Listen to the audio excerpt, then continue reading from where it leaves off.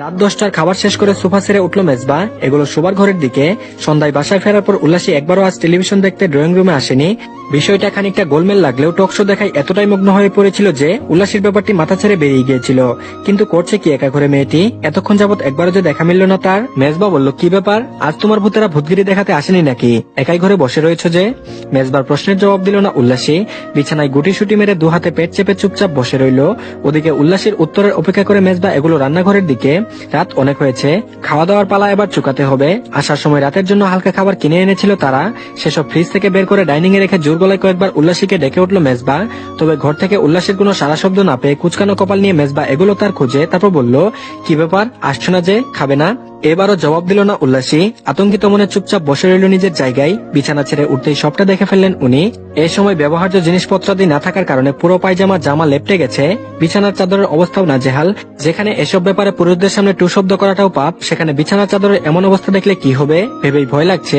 এদিকে তলপেটের ব্যথায় অসহ্য লাগছে, যন্ত্রণায় ছটফট করছে ভেতরটা। তবে কিচ্ছুটি করার নেই। ষষ্ঠ শ্রেণীতে থাকতে এসব প্রথমবার শুরু হওয়ার পর পেটের ব্যথায় কাতরাচ্ছিল সে। তখন বারবার ছোট মা বলেছিল, এই অসুখের ব্যাপারে তোর বাবারে বলবি না, এটা একটা লজ্জার কথা। কোন পুরুষ মানুষ সব জানলে তোর পেটের ব্যথাও আরো বাড়বো। মেঘ আল্লাহ এসব ব্যথা মুখ বুঝে চুপচাপ সহ্য করার আদেশ দিয়েছে, বুঝেছিস? তারপর থেকে মাসের পর মাস চুপচাপ বুঝে অসহনীয় এই ব্যথা সহ্য করলেও ছোট মার নির্দেশ মেনে চলেছে সে। কখনোই কিচ্ছুটি জানায়নি বাবাকে, সেখানে ওনাকে কিভাবে জানাবে? মেজবা বলল, কি হয়েছে উল্লাসী, শরীর খারাপ লাগছে? উল্লাসীর পাশে বসে তার কপালে হাত রাখলো মেজবা। তবে গায়ে জ্বরের উপস্থিতি না পেয়ে ভ্রু কুচকে বলল, জ্বর তো নেই। উল্লাসী বলল, আপনি খেয়ে নিন, আমি খাবো না। মেজবা বলল, কেন খাবে না কেন? এত বড় একটি রাত না খেয়ে কাটাতে পারবে? উল্লাসী বলল, পারবো। মেজবা বলল, পারবে তো, দেখি উঠো। উল্লাসীর হাতের দিকে দৃষ্টি দিতেই মেজবার নজর এলো দু হাতে পেট চেপে জড়সড় হয়ে বসে রয়েছে সে। চোখ মুখ তার কোথাও একটা ভীতি ফুটে উঠেছে। তারপর বলল, পেট ব্যথা করছে? মেজবার প্রশ্ন শোনা মাত্র মাথা নেড়ে উল্লাসী বলল, উহু। মেজবা বলল, তাহলে দু হাতে পেট চেপে বসে রয়েছে কেন? হাত ছড়িয়ে স্বাভাবিক হয়ে বসতেই পেটের ব্যথায় মাথা নাড়া দিয়ে উঠল। ঠোঁট চেপে চোখ জোড়া বুঝে উল্লাসী ক্ষীণস্বরে বলল, আপনি যান, আমি খাবো না। মেজবা বলল, আশ্চর্য, তোমার কিছু হয়েছে? কি হয়েছে তোমার, আমাকে বলো। উল্লাসী বলল, কিচ্ছু হয়নি, আপনি যান। মেজবা বলল, আমি একা নই, তুমিও যাবে। জোর করে উল্লাসীকে বিছানা থেকে উঠানো মাত্রই চোখ জোড়া প্রশস্ত হয়ে এলো মেজবার। চাদরের দিক থেকে দৃষ্টি সরিয়ে উল্লাসীর দিকে তাকালো সে। চোখ ভর্তি জল নিয়ে চুপচাপ তার টি শার্ট খামছে ধরে দাঁড়িয়ে রয়েছে উল্লাসী। ভয় পাচ্ছে মেয়েটি, প্রচুর ভয় পাচ্ছে। মেজবা বলল, পিরিয়ড হয়েছে? মেজবার প্রশ্নের জবাবে মাথা নাড়ালো উল্লাসী। ভয়ে তার আত্মা শুকিয়ে আসছে, কি করবে এখন সে? উল্লাসী বলল, না বলছো কেন? তাছাড়া তো ভয়ের বা কি আছে? প্যাড এনেছো? প্যাডের কথা শুনলেও কখনো তা ব্যবহার করা হয়ে ওঠেনি উল্লাসীর। প্রথমবার ছোট মা তার পুরনো শাড়িটা কেটে দিয়েছিল, প্রায় 1 বছর তা দিয়ে চালানোর পর দ্বিতীয়বার সুহার পুরনো জামা কেটে তাই ব্যবহার করে এসেছে সে। তবে উনি প্যাডের কথা কিভাবে জানলেন? পুরুষদের তো এসবে জানার কথা নয়। মেজবা বলল, আচ্ছা তুমি চুপচাপ বসো, আমি আসছি। আর শোনো, ভয়ের কিছু নেই, আমি আসছি। উল্লাসীকে বসিয়ে বেড সাইড টেবিলের উপর থেকে মানিব্যাগ নিয়ে দ্রুত বাসা থেকে বেরিয়ে পড়ল মেজবা। আপাতত উল্লাসীর কাছে এসব প্রশ্ন করা অহেতুক। গ্রামে জন্ম, সৎমার ঘর, এক্ষেত্রে বিলাসবহুল জীবন তো তার পাবার কথা নয়। বাদ বাকি রইল চিন্তা ভাবনা, তাতে ওর ছোট মা কি বলে দিয়েছেন তা না হয় উল্লাসীর মুখ থেকেই শোনা যাবে। একটি শপিং ব্যাগ উল্লাসীর হাতে দিয়ে তাকে পরিষ্কার হয়ে আসতে বলল মেজবা। তারপর এগুলো পাশের ঘরের দিকে। মেয়েটির জামা কাপড়ের জন্য আলমারিতে কিছু তাক খালি করে দিতে হবে। আসার পর জামা কাপড় ব্যাগ থেকে কিছুই নামায়নি সে। হয়তোবা সাহস হয়ে উঠতে পারেনি, অথবা এসব মাথাতেই আসেনি তার। ছোট্ট একটি নিঃশ্বাস ফেলে একটি কামিজ নিয়ে আবারও শোবার ঘরে ফিরল মেজবা এবং তা উল্লাসের দিকে বাড়িয়ে দিয়ে বলল, দ্রুত যাও। দাঁড়াতে একরাশ অস্বস্তি এসে চেপে ধরলেও ধীরে সুস্থে বিছানা ছেড়ে উঠে দাঁড়ালো উল্লাসী। পেট আঁকড়ে এগুলো ওয়াশরুমের দিকে। অপরদিকে উল্লাসী উঠার পর বিছানার চাদর তুলে তা এক কোনায় রেখে নতুন চাদর বের করে তা বিছানায় বিছালো মেজবা।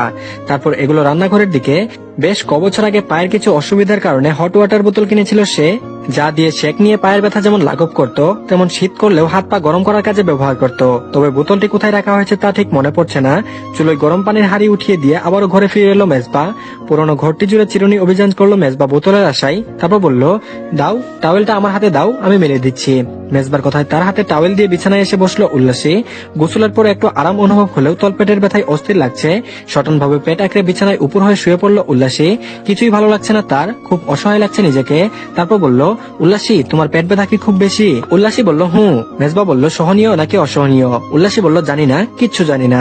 ছোট্ট একটি নিঃশ্বাস ফেলে পাশের ঘরে গিয়ে ওষুধের কার্টন খুলে এলজিনের পাতা একটি বের করলো মেজবা। তারপর 1 গ্লাস পানি হাতে উল্লাসীর পাশে এসে বসলো। তারপর বলল, এটা খাও। উল্লাসী বলল, কিচ্ছু লাগবে না আমার। আমার, আপনি এখান থেকে যান। ফুপিয়ে কেঁদে উঠলো উল্লাসী। সেদিকে তাকিয়ে হাতের গ্লাস নামিয়ে রাখলো মেজবা। নরম গলায় বলল, এটা খেয়ে নাও। আর আমি পানি গরম দিয়েছি, বোতলে ঢেলে দিয়ে যাচ্ছি, তলপেটে সেক দিলেই ব্যথা অনেকটা কমে আসবে। উল্লাসী বলল, আপনি কি করে জানলেন? আপনি জানার পরে আমার পেটের ব্যথা এত বেশি হয়েছে। মেজবা বলল, কে বলেছে তোমায় এসব? নিশ্চিত ছোট মা? উল্লাসী বলল, হ্যাঁ। মেজবা বলল, তো এটা বলে দেয়নি স্বামীর কাছে এসব বিষয় নিয়ে হেজিটেট অর্থাৎ সংকোচবোধ করার কিছুই নেই? উল্লাসী বলল, কেন থাকবে না কেন, স্বামী কি পুরুষ নয়? উল্লাসী ফুপাতে ফুপাতে একথা বলতেই হেসে উঠল মেজবা। জোর করে তাকে উঠে ওষুধ মুখে পুরে দিয়ে বলল, আমাদের সমাজে পিরিয়ড হওয়াকে একটি মেয়ের দুর্বলতা হিসেবে ভাবা হয়, যদিও তেমনটি নয়। এই পিরিয়ড নামক শব্দটি আছে বলে আজ আমি এই পৃথিবীর বুকে এসেছি, তুমি এই পৃথিবীর বুকে এসেছো। তাহলে কেন একে নিয়ে এত দুর্বল ভাববে? বরং একে নিজের সবলতা মনে করে মাথা উঁচিয়ে চলাই কি প্রতিটি নারীর উচিত নয়? কেন আমরা সবাই পিরিয়ডকে দুর্বলতা ভাবি? কেন মেয়েরা দোকানে পেট কিনতে গিয়ে লজ্জা পাই? কেন পিরিয়ড এমন একটি ব্যাপার যেটি কাউকেই বলা যাবে না? বিশেষ করে পুরুষদের তো নাই। অথচ যে শারীরিক প্রক্রিয়াকে মানুষ নোংরা ভাবে, অসুস্থতা ভাবে, সেটি না ঘটলে এই পৃথিবীতে বংশ বিস্তারের প্রক্রিয়াই বন্ধ হয়ে যেত। অবাক চোখে মেজবার দিকে তাকিয়ে তার কথাগুলো মন দিয়ে শুনলো উল্লাসী। সত্যি কি এটি তার অসুস্থতা নয়? তবে যে ছোট মা বলেছিল এটা মেয়েদের অসুখ। মেজবা বলল, পুরুষরা জানলে যে পেটের ব্যথা বাড়বে এটি আসলে কুসংস্কার। তাছাড়া শুধু পিরিয়ডের ক্ষেত্রে নয়, আমি তোমার স্বামী, সেক্ষেত্রে ক্ষুদ্র থেকে ক্ষুদ্র সমস্যা হলেও তুমি সেগুলো আমাকে বলবে, তবেই না আমাদের মাঝে বন্ধন দৃঢ় হবে। মাথা নেড়ে উল্লাসী মেজবার কথায় সম্মতি জানাতেই উঠে পড়লো সে। বোতলটি পাওয়া গেছে, তবে তাতে ধুলাবালির স্তর পড়েছে, ধুয়ে মুছে ঠিকঠাক করে তবেই পানি উঠাতে হবে তাতে। বোতল ধোয়ার কাজে লেগে পড়লো মেজবা। সময় নিয়ে ধুয়ে তাতে পানি উঠিয়ে ফিরে এলো শোবার ঘরে। উল্লাসীর হাতে বোতলটি দিয়ে বলল, খাবার আনি? উল্লাসী বলল, খেতে ইচ্ছে করছে না। মেজবা বলল, না করলেও সামান্য খেয়ে নাও। উল্লাসী বলল, উহু। মেজবা বলল, কিসের উহু? না খেলে কিন্তু আমি বাসা ছেড়ে বেরিয়ে যাব, তখন থেকো রাতে একা। কপাল কুঁচকে ফেললো উল্লাসী। অভিমানের সুরে বলল, যান না যান, আমিও মুন্নি ভাবিকে ডেকে আনবো। পুরো রাত পেটের ব্যথায় ছটফট করে ভোরের দিকে ঘুমিয়েছিল উল্লাসী, তাই আজ সকালে ঘুম থেকে উঠে তাকে ডাকলো না মেজবা। নাস্তা তৈরি করে বেরিয়ে পড়লো হাসপাতালের উদ্দেশ্যে। মেয়েটিকে একা ভাবে ফেলে যেতে কোনোভাবেই মন টানছে না তার। বুকের ভেতরটাই অস্থির লাগছে, তবুও তাকে যেতেই হবে। বাইরে থেকে দরজা লক করে মেজবা এগুলো মুন্নি সরকারের ফ্ল্যাটের দিকে। আপাতত উনি ছাড়া দ্বিতীয় কোনো উপায়ন্তর নেই। তাছাড়া মহিলা এমনিতেও খারাপ নয়, তবে তার অতিরিক্ত বকবকের কারণে একদমই সহ্য হয় না তাকে মেজবার। মুন্নি সরকার বলল, কি খবর? এত সকাল সকাল আমাকে কি মনে করে মনে পড়লো? সৌজন্যসূচক মৃদু হেসে ফ্ল্যাটের দিকে বাড়িয়ে দিয়ে মেজবা বলল, এটা রাখুন, খানিকক্ষণ পরপর গিয়ে উল্লাসীকে একটু দেখে আসবেন। মুন্নি সরকার বলল, কেন, উল্লাসীর কিছু হয়েছে? মেজবা বলল, ওই আর কি, একটু অসুস্থ। মুন্নি সরকার বলল, বলো কি হলো আবার ওর? গিয়ে দেখে আসি। মুন্নি সরকার ফ্ল্যাটের দিকে এগোতেই তাকে থামিয়ে দিল মেজবা। বলল, এখন ঘুমাচ্ছে, কিছুক্ষণ ঘুমোক, আপনি একটু পর গিয়ে ওকে একটু খাইয়ে দিয়ে আসবেন। আমি টেবিলে ব্রেড রেডি করে রেখে এসেছি, আর আমি একটু ফ্রি হলেই চলে আসবো। আপনি প্লিজ ওকে একটু দেখবেন। মুন্নি সরকার বলল, আরে এভাবে আবার বলতে হবে নাকি? অবশ্যই আমি দেখবো, তুমি যাও। স্বস্তি নিঃশ্বাস ফেলে লিফটের দিকে পা বাড়ালো মেজবা। অদ্ভুত এক অনুভূতি হচ্ছে তার উল্লাসীকে ফেলে যেতে, যেন পুরো জীবনের জন্য হারিয়ে ফেলেছে সে উল্লাসীকে। না চাইতেও এক অজ্ঞাত মায়াজালে সে নিজেকে জড়িয়ে ফেলেছে উল্লাসীর সঙ্গে। তাকে নিয়ে ভাবছে, তার কষ্ট উপলব্ধি করতে পারছে। এসব কি মায়া নাকি অন্য কিছু? আর এদিকে কলেজ গেটে এমাদের দেখা না পেয়ে মন অসম্ভব খারাপ হয়ে এলো অনার। কাদের ব্যাগ চৈতালির কাছে দিয়ে তাকে ভেতরে পাঠিয়ে সে পাইচারি শুরু করলো রাস্তা ধরে। 2 মাস হলো এমাদের সঙ্গে সম্পর্কে জড়িয়েছে সে।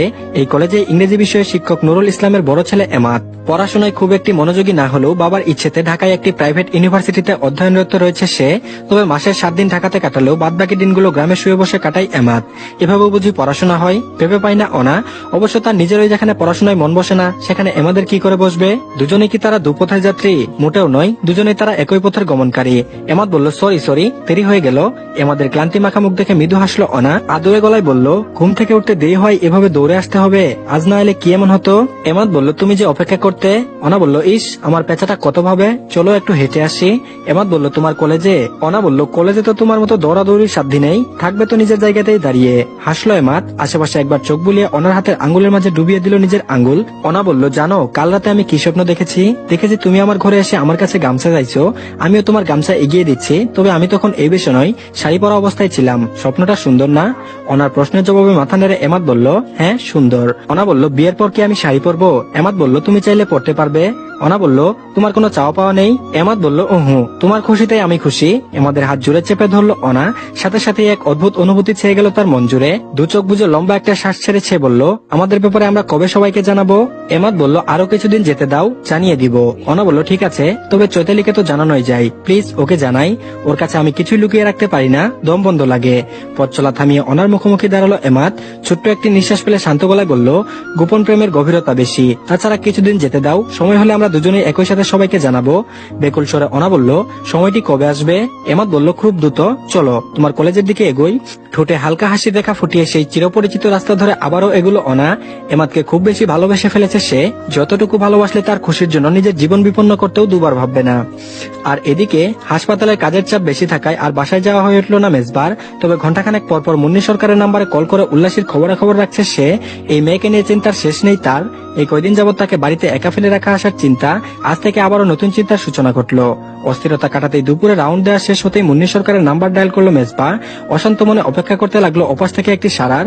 মুন্নি সরকার বলল, মেজবা তুমি কেন এত টেনশন করছো বলো তো? এসব তো প্রতিটি মেয়েরই হয়, স্বাভাবিক একটি ব্যাপার। এ ব্যাপারে মুন্নি সরকারের সাথে কথা বলতে অস্বস্তি হলো মেজবার। কোন রকমে কথা কাটিয়ে সে বলল, জি তা উল্লাসী দুপুরে খেয়েছে? মুন্নি সরকার বলল, না ওকে খাওয়াতে এসেছি, কথা বলবো ওর সাথে, নাও বলো।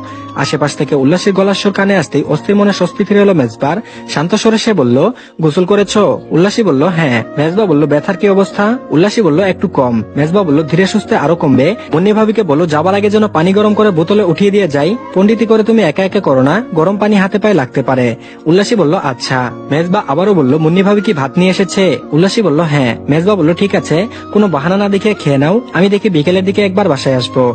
উল্লাসী বলল, আচ্ছা। মেজবা বলল, কিছু খেতে ইচ্ছে করলে বলো, নিয়ে আসবো। উল্লাসী বলল, না কিছুই খেতে ইচ্ছে করছে না। মেজবা বলল, আচ্ছা রাখছি তাহলে। ইচ্ছে না থাকা সত্ত্বেও কল কেটে চেম্বারে এসে বসলো মেজবা। অস্থিরতা খানিকটা কমে এলেও উল্লাসীকে একটিবার দেখার জন্য মন উতলা হয়ে উঠেছে। এ কেমন বিপদে পড়লো সে? উল্লাসীকে ছাড়া কি কিছুই মাথায় আসে না তার? তো ধন্যবাদ সবাইকে। আজকের পার্টি এই পর্যন্তই। গল্পটি কেমন লাগছে জানাতে পারে।